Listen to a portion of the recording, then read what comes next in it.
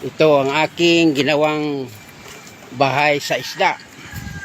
Pagka maabot na ang 7 days o 1 month, makahuli na tingali ako ng isda para makabili kami ng bigas at saka uwan pa. Salamat sa Lord na mo namahan na mo si Huban na Diyos o ang iyang anak na bugtong si Jesucristo na hapit na matapos ang akong gibuhat na dait sa isda.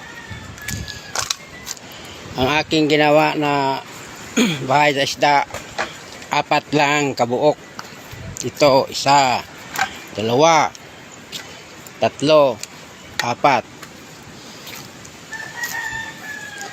Ito nagawang ng kokot. Kaya best friend.